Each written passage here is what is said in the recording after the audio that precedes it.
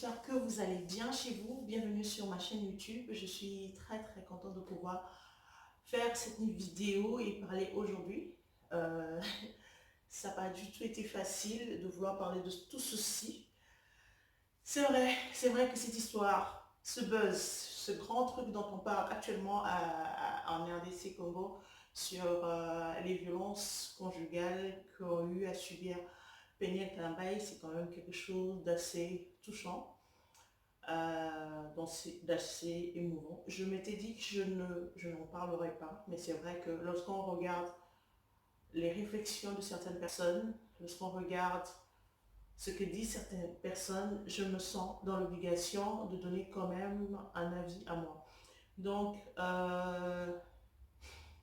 c'est plus par rapport aux phrases qui ressemblent au genre des phrases disant il n'est quand même pas fou pour en arriver là, il n'est quand même pas fou pour la tabasser comme ça, qu'a-t-elle fait pour qu'on puisse la frapper ainsi, qu'est-ce qui a été la motivation de son mari pour la frapper, ainsi de suite. Euh, c'est vraiment par rapport à ça que j'aimerais répondre. Premièrement, j'aimerais juste répondre à cette question. Un homme ne frappe pas une femme pour rien. Jamais pour rien. Il y a toujours une cause qui pousserait un homme à frapper une femme.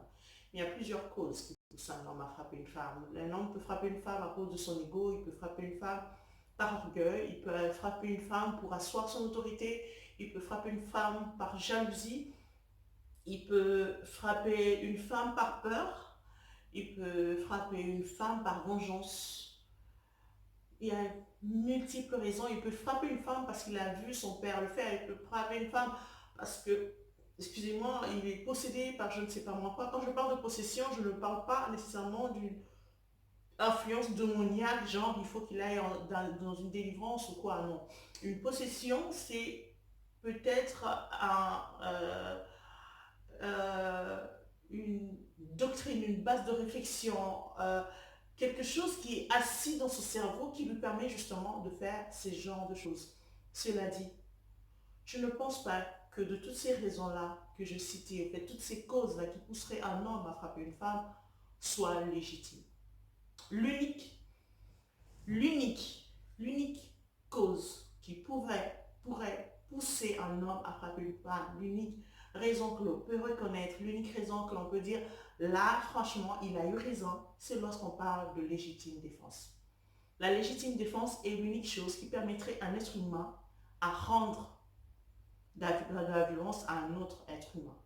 La légitime défense ne se fait que lorsque vous êtes réellement en danger et que le danger est imminent, c'est-à-dire que vous êtes en danger maintenant. La légitime défense ne se fait pas par spéculation, parce que vous avez pensé qu'il ferait telle ou telle autre chose. Non. La légitime défense se fait à armes égales, c'est-à-dire que votre retour doit être proportionnel à l'attaque que vous avez reçue. C'est-à-dire que lorsqu'un enfant de 6 ans bouscule un adulte qui pèse, je ne sais pas moi, 100 kilos, tu ne repousses pas l'enfant pour la simple raison que le pousser de ces petits enfants ne va même pas te faire reculer. Peut-être que tu vas reculer d'un seul pied, d'un seul pas. Cela ne t'autorise pas, toi, un adulte qui a assez de force, de pousser aussi l'enfant en disant que oui, l'enfant m'a poussé, moi aussi je veux pousser la personne. Donc, à part la légitime défense, parce que c'est vrai, il y a des hommes qui sont violentés, c'est vrai qu'il y a des hommes, un homme peut recevoir une gifle de sa femme et réagir, d'accord.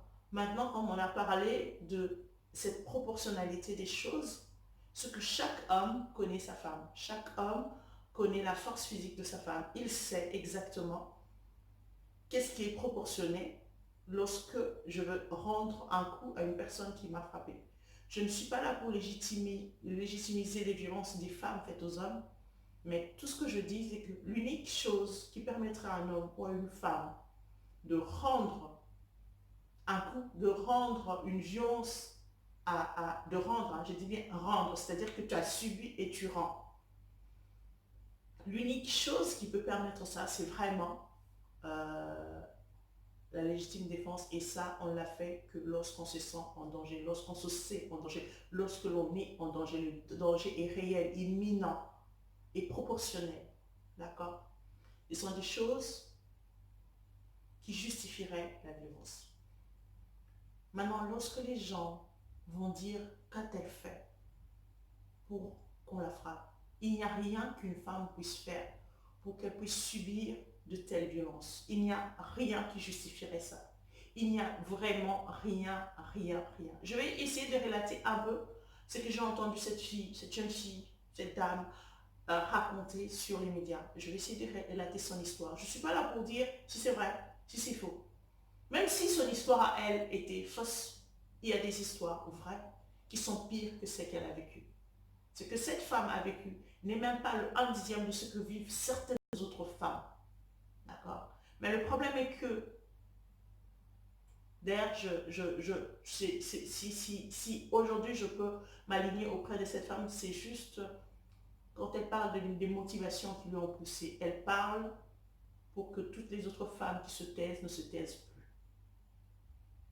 Pour que les autres femmes aient le courage de dénoncer. Oh oui, le courage de dénoncer, c'est ça qui nous manque tout le temps. Et la plupart des femmes qui subissent ce genre de monstruosité, c'est vrai que tous les hommes, dans toutes les catégories, on a toujours ce genre de monstre, mais la plupart du temps, ce sont les hommes publics. Ceux dont tout le monde a peur, que ce soit sa famille, que ce soit la communauté, ceux dont personne ne veut dire de mal d'eux, les intouchables, ceux qui sont saints au regard des autres. Vous savez, un homme violent avec sa femme, c'est pas un homme violent de tous les jours, nécessairement. Non. Ça peut être une personne très généreuse, ça peut être une personne de bon cœur. Mais je ne sais pas du tout ce qui se passe dans les têtes de nos hommes pour qu'ils pensent qu'il a le droit de faire du mal à sa femme. Ce qui est ignoble des fois, c'est que cet homme peut avoir une grande fille, mais n'osera jamais lever la main sur sa fille en disant que celle-ci, elle a grandi. Mais il peut battre sa femme. Il aurait une petite sœur, il ne lèverait pas la main sur sa petite sœur, mais il peut battre sa femme. Tel que je suis ici, mon père, mon géniteur, c'est lui-là qui a permis que je vienne au monde, c'est lui-là qui a été là pour moi au moment où j'étais inactif, incapable. C'est-à-dire mon père et ma mère, lorsque j'étais un bébé, incapable de faire quoi que ce soit seul, que ce soit mon hygiène, que ce soit mon repas ou quoi que ce soit. C'est eux qui ont pris soin de moi, c'est eux qui ont tout fait pendant que j'étais inactif et incapable de vivre de moi-même. Ils ont été là pour moi. Aujourd'hui, ils ne peuvent pas lever la main sur moi. Non. Il y a un problème, on en parle. Ils ne sont pas contents, ils le disent. S'il faut tonner, ils peuvent tonner. Mais lever la main sur moi, c'est quelque chose qui ne se fait pas. Et toute la communauté sait que ce serait très bizarre, mais je ne comprends pas de quel droit un homme pense-t-il être capable de battre sa femme. De quel droit? Ça vient d'où ce droit-là? De quel droit pensez-vous être capable, être-vous autorisé? J'ai tellement réfléchi sur ce sujet que je me demande si on ne devrait pas tout simplement abolir la dot. Bien que il y ait des hommes qui battent leurs femmes, même n'ayant pas doté. Mais cette phrase où les hommes balancent chaque fois en lingala en disant moi si nabala lambongo, je ne sais pas pourquoi il y a cette phrase-là, moi si nabala lambongo. C'est comme si c'était ça qui vous autorisait à faire un tas d'abus parce que vous avez déversé la dot. Et on va voir même que lorsqu'on parle des femmes, on dit l'homme qui t'a honoré, l'homme qui a versé, mon Dieu. Ce sont ces phrases-là qu'on devrait un peu rectifier de temps en temps. Ce sont ces phrases-là. Comme quoi, l'unique honneur que peut avoir une femme, c'est lorsque l'on vient l'épouser. On lui ôte d'un certain déshonneur. Je ne sais pas d'où vient le déshonneur qui pesait sur une femme célibataire qui a été ôtée lorsqu'on l'honore. Je ne suis pas contre ça. Je suis la première des filles à dire oui, l'honneur, honore-nous, tu nous as honorés. Je le dis souvent. Mais plus je réfléchis parce que j'ai besoin vraiment de comprendre d'où vient cette légitimité qu'ont les hommes de battre leurs femmes. Pourquoi? Parce que moi j'ai vu des hommes très bons, très respectueux envers d'autres personnes, des fois. Des hommes qui ne feraient pas de mal aux autres, mais le faire à leurs femmes. Des hommes qui respectent leurs amis, leurs copines, les épouses de leurs amis, mais qui manquent de respect à leurs femmes. On dirait qu'il y a quelque chose qu'ils ont en eux qui légitimise ces choses-là. Mais d'où vient cette légitimité? Je ne sais pas si c'est par je sais pas si c'est vraiment génétique, si c'est ancré, si ce sont les choses que l'on dit, si ce sont les actes que l'on pose. Je sais pas d'où ça vient, mais je pense qu'on en est arrivé au point où il faut réfléchir et se poser des questions. Qu'est-ce qui pousse réellement les hommes? Et s'il y a des hommes, sincèrement, qui se sont convertis des actes de violence envers leurs femmes, s'ils peuvent nous éclairer pour qu'on comprenne de quelle manière, de quel droit, qu'est-ce qui se passe en vous pour que vous pensiez que vous avez le droit de lever la main sur une femme? Je ne sais pas. Je ne sais pas. Donc cette jeune fille raconte son histoire en disant que dans une nuit, à Kinshasa, pendant qu'il n'y avait pas d'électricité, chez eux à la maison, pendant qu'il y avait eu, quelques jours avant, un petit conflit entre elle et son mari parce qu'elle aurait publié une vidéo que son mari n'aurait pas apprécié que cela puisse être public vu les commentaires, le retour des commentaires. Donc l'attente n'était pas très bonne, du coup son mari était sorti, elle ne savait pas où elle était sortie. Voilà. Les hommes, déjà là, à un certain moment, c'est ta femme. Vous avez un engagement commun. Le mariage, c'est un engagement. Donc c'est quand on dit contrat, les gens disent tout de suite c'est une mauvaise façon de dire. Il y a des contrats indéterminés, à durée indéterminée. Donc quand on dit que le mariage est un contrat, c'est pas nécessairement pour dire que l'on peut l'abolir, non. Quand on dit que le mariage est un contrat, c'est pour signifier que deux personnes ont été engagées à faire quelque chose. Deux personnes. C'est-à-dire que dès que l'une des personnes se retire, le contrat devient caduc. Et le contrat du mariage commence par le verbal entre vous deux. Je t'appartiens, tu m'appartiens. Je ne suis pas ta chose, c'est pas ce que ça veut dire. D'accord? Tout dépend de la valeur que tu donnes à quelqu'un. Tu t'achètes, je veux même prendre un exemple très très banal, c'est-à-dire tu t'achètes une voiture, l'unique voiture de luxe qui existe, je ne sais pas, tu as l'unique modèle, tu ne te mets pas à la casser comme tu veux.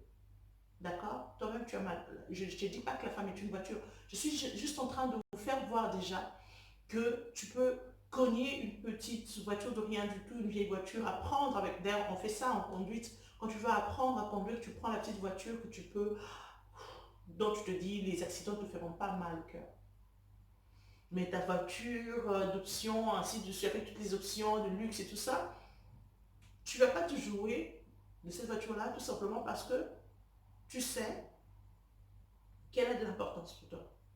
Je ne dis pas que les femmes, nous appartenons aux hommes à la même manière qu'une voiture appartient à une personne. C'est pas ce que je suis en train de dire. Je suis juste en train de démontrer la valeur, d'accord? Il y a des choses que l'on valorise, des choses qu'on ne valorise pas. Il y a des personnes que l'on doit valoriser.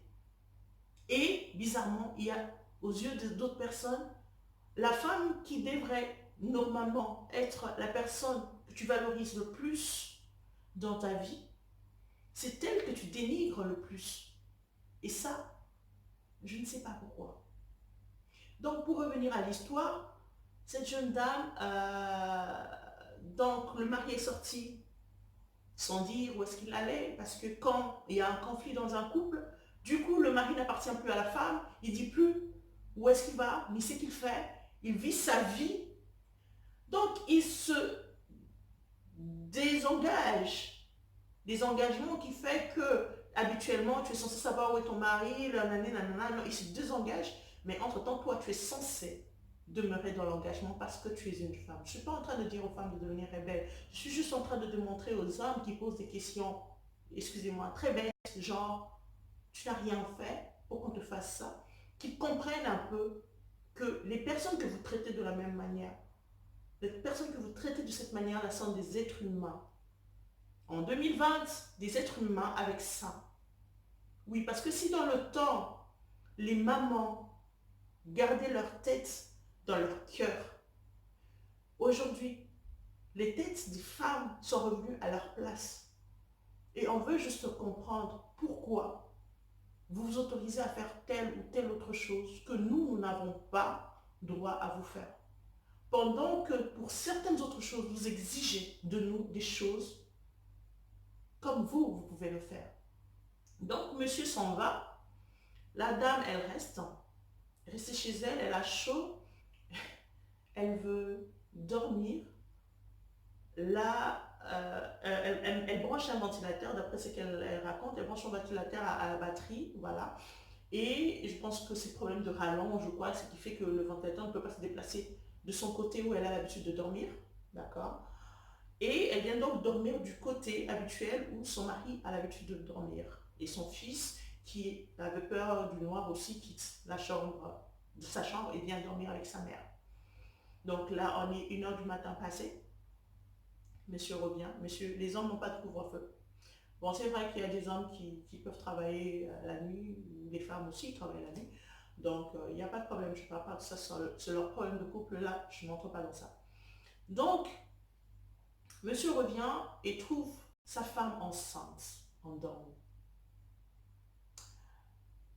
J'ai l'impression que les hommes qui ont l'habitude de faire avorter les femmes ne prennent pas en considération la grossesse. Parce qu'ils ont tellement eu l'habitude de se jouer de ça, je ne suis pas en train de dire que son mari a avorté. Je suis juste en train de prendre un cas d'exemple et de généraliser tout ce que j'ai déjà vu sur Terre. D'accord? Les gens, des fois, ils prennent à la légère le fait qu'une femme porte une vie en soi. C'est une partie d'une fragilité comme pas possible. D'accord? Arrêtez un peu ces comparaisons où vous comparez les générations, où vous comparez les autres, où vous comparez les passés. Chaque personne a son corps, chaque personne a sa façon et chaque grossesse a sa manière de se passer. À un certain moment, comprenez d'abord la fragilité d'une femme enceinte. Comprenez les hormones, les réactions liées aux hormones. Comprenez, tout ce qui se passe n'est pas toujours logique. Encore, il y a ces caprices qu'on doit tolérer lorsqu'une femme est enceinte. Donc, monsieur entre, il trouve la femme endormie dans son soi-disant côté. Je me demande pourquoi il ne s'est pas juste rallongé pour dormir aussi. Il s'est changé et a voulu réveiller sa femme pour qu'elle aille de son côté. Et cette dernière lui fait comprendre que non, en fait, si je me déplace, je n'aurai pas l'air. Peu importe comment elle a répondu. Je suis désolée. On est mariés, on est potes. Peu importe la manière dont elle a répondu. On est mariés, on est potes. Tu ne me tapes pas au pied pendant que je dors et que je suis enceinte pour que je me lève pour bouger d'un coin. Ça n'a pas de sens. Ça n'a pas de sens. Ça n'a aucun sens. Une femme enceinte, je ne sais pas, mais une femme enceinte, n'importe laquelle, s'énerverait. Et même si je n'étais pas enceinte, je dors, gars, je dors. Je dors, tu reviens aux aurores pour me réveiller, pour que je me pousse. C'est de la provoque. Encore ça, c'est leur couple. S'ils sont habitués à se provoquer, c'est leur histoire. Moi, je ne suis pas là-dedans. Donc, la femme a dit, elle explique justement que je ne peux pas me déplacer.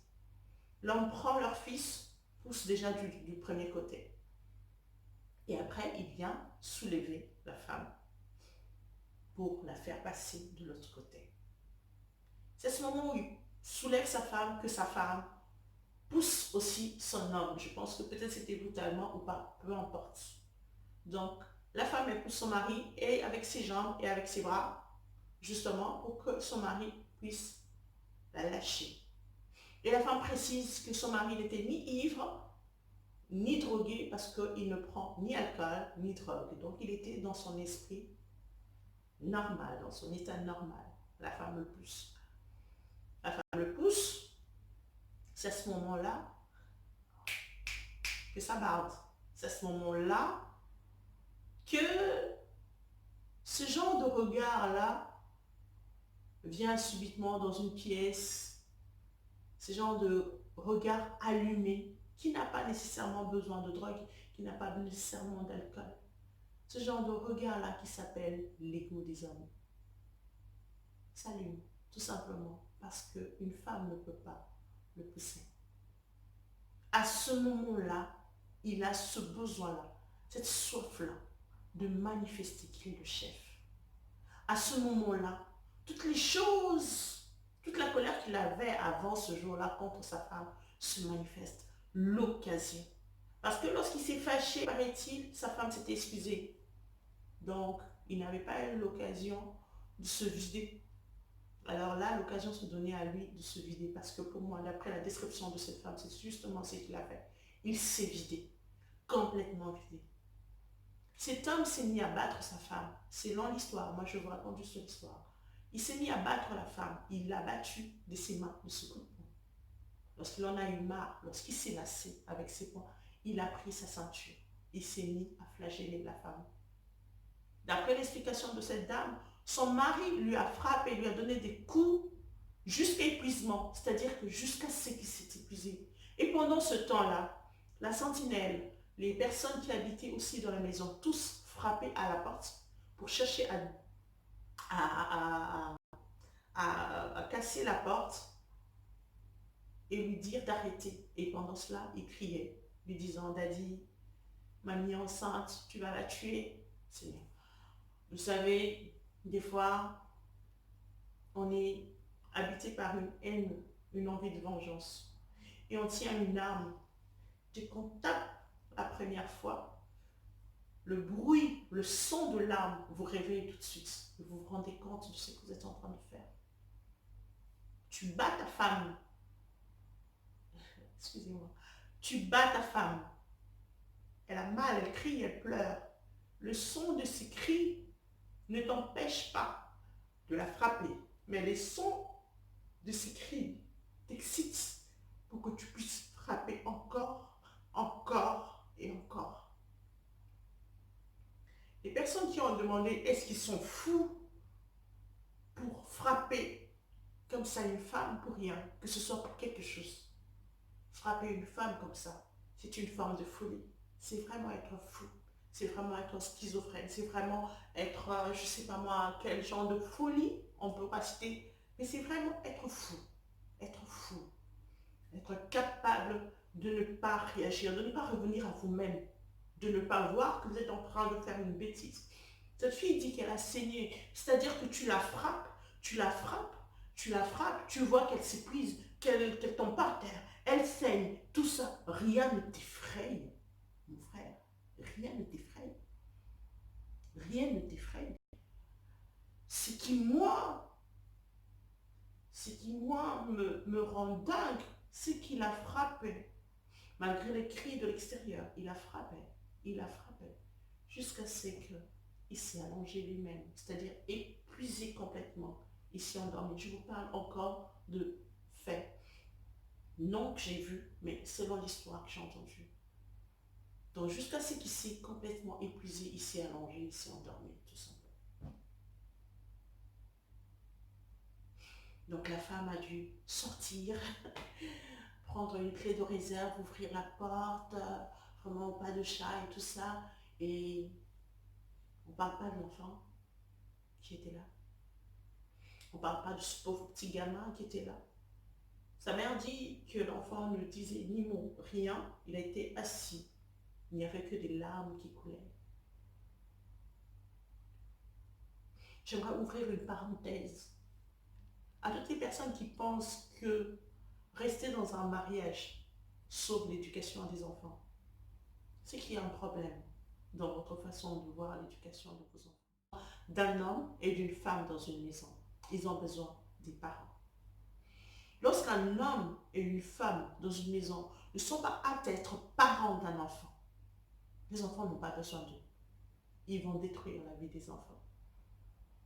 Ces personnes qu'on est en train de citer aujourd'hui, la plupart, je ne parle pas de ce frère parce que je ne sais pas si c'est son cas, mais vous allez voir que la plupart des enfants violents ont vu de la violence. C'est là à détruire leur vie. Ils ont emmagasiné les choses. Je ne sais pas Quel genre de choc vit cet enfant? En plus, nous autres Africains, nous avons l'habitude de ne pas aller en thérapie avec nos enfants. Lorsque les enfants subissent un traumatisme, on pense que ça va se terminer comme ça. On pense que ça va se terminer comme ça.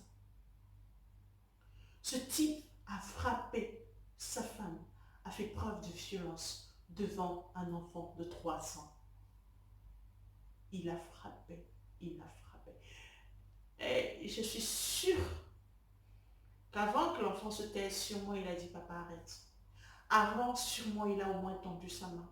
Avant, sur moi, il s'est interposé, c'est un garçon, c'est un fils, c'est naturel qu'il s'interpose. Au moins, il a réagi. Mais ça n'a pas empêché au monsieur de battre sa femme. Il a battu jusqu'à épuisement, jusqu'à ce qu'il a senti qu'il n'avait plus de force. Il a fini, tout simplement.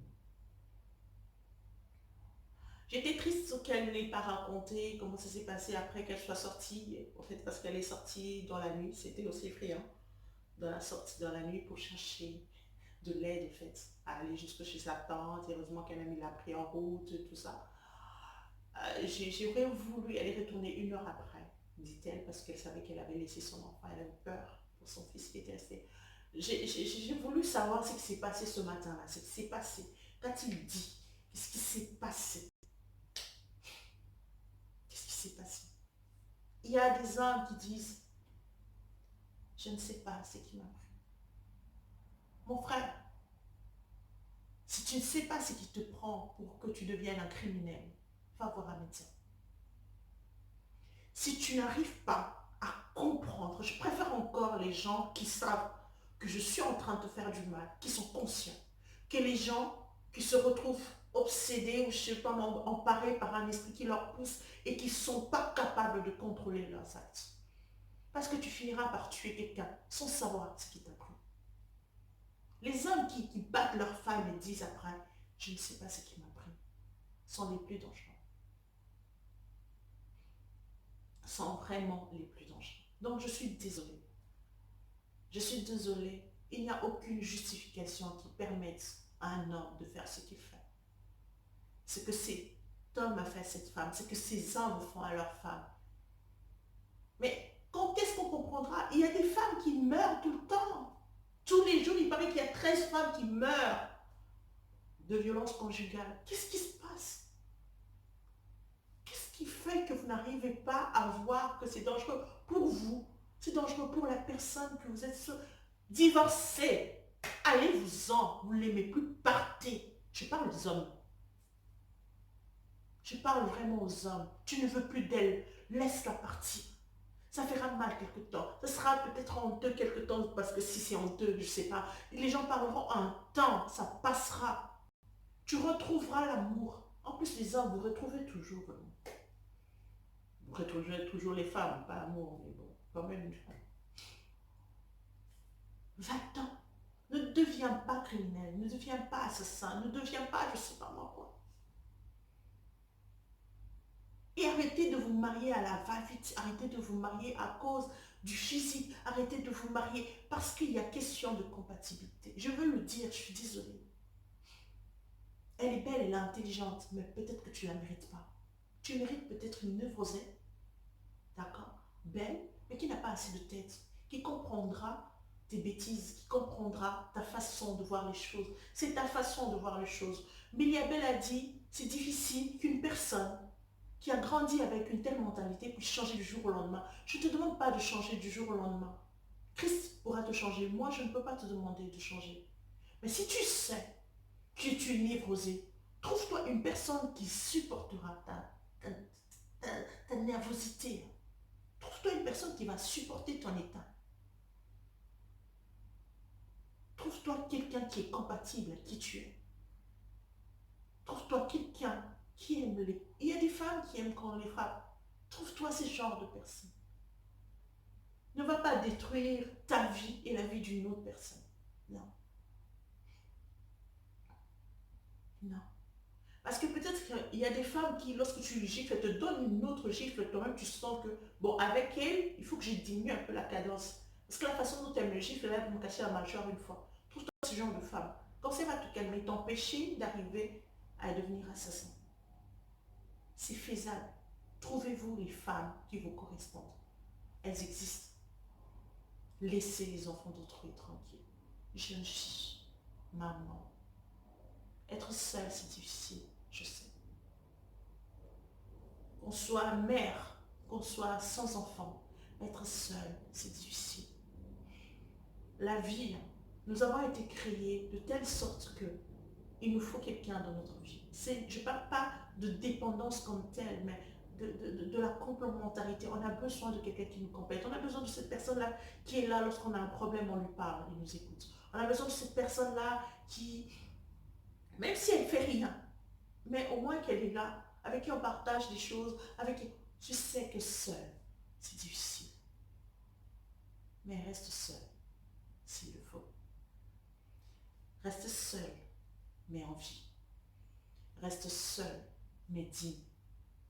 Reste seule, mais heureuse. Ne te presse pas. Ne te presse pas dans des unions à cause d'un coup de foudre sans bien connaître la personne. Et quand tu détectes que cette personne-là est violente, c'est-à-dire que la première fois que cette personne te gifle ou crie sur toi, si tu sens que proportionnellement à toi, ça ne marche pas, c'est-à-dire que cette première fois que cette violence vient et que tu restes bouche bée sans comprendre ce qui s'est passé, ça veut dire qu'à long terme, tu ne supporteras pas non plus. Tu vas rester sous ce choc-là, à rester silencieuse, à ne pas comprendre, à être effrayée. Oui, ça va commencer. C'est comme un film que tu regardes. Mais ce n'est pas un film, c'est ta vie, c'est ce que tu vis tous les jours. Dès les débuts, lâche-le. Lâche-le. Lâche-le. Tu n'as pas besoin de vivre ça. Et si tu as fait l'erreur déjà d'être dans un mariage, prends la porte de la sortie. Ça ne sera peut-être pas facile, mais c'est mieux. C'est mieux. Tu vois les exemples où on dit, nos mères sont restées autant d'années dans le mariage. On ne nous a jamais dit. Nos mères sont restées heureuses autant d'années dans le mariage. Il y en a qui ont été heureuses, d'autres non.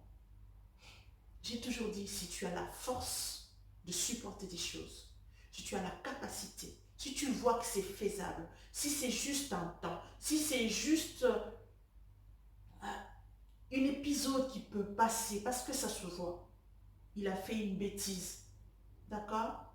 Il a fait une bêtise. Il y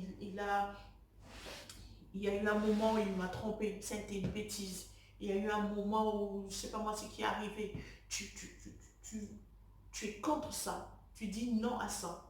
Mais tu es consciente que ça a été une bêtise, donc quelque chose qui est arrivé comme ça. Ça peut arriver, on peut tous tomber, on peut tous, si tu as la force de supporter ça, reste. Bats-toi pour ton foyer, construis ton foyer, c'est ton foyer. Mais si ce n'est pas ton foyer, c'est-à-dire s'il n'y a pas la chaleur humaine qui, qui, qui, qui, qui devient l'endroit où tu fouilles les intempéries pour venir te cacher. Lorsque tu sens perpétuellement que tu dois fuir cet endroit-là, lorsque tu es heureuse quand ton mari voyage, lorsque tu te sens enfin chez toi lorsqu'il est dehors, lorsque tu es pressé qu'il parte, non pas parce que tu es un autre homme, mais juste parce que c'est à ce moment-là que tu te sens à l'aise, que tu te sens chez toi. Cherche-toi chez toi, tu en as le droit. Tu as le droit d'être chez toi. Tu as le droit de vivre ta vie. Tu as le droit d'être heureuse. Tu as le droit d'être en paix. Tu as le droit. Tu as le droit.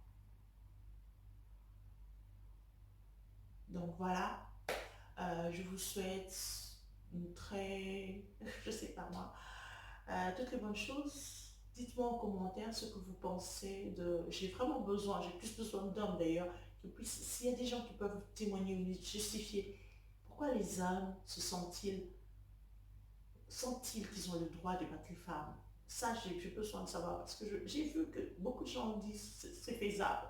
J'ai vu même moi Molopo dire et ça moi bambata, donc ça peut arriver quand on gifle. J'ai besoin de savoir pourquoi les gens pensent que c'est faisable, que ça peut arriver, qu'on en ait les droits. Voilà, je dis pas que ça peut arriver dans le sens où une personne, par excès de colère, lève la main et puis regrette, non, je peux pas, je n'ai pas le droit. Vous voyez, c'est qu'il a fait une erreur et il sait que réellement c'est une erreur. Mais je pose la question sur les personnes qui pensent que c'est pas une erreur, les personnes qui pensent que c'est normal, c'est faisable. Pourquoi on pense que c'est normal? Dites-le moi en commentaire.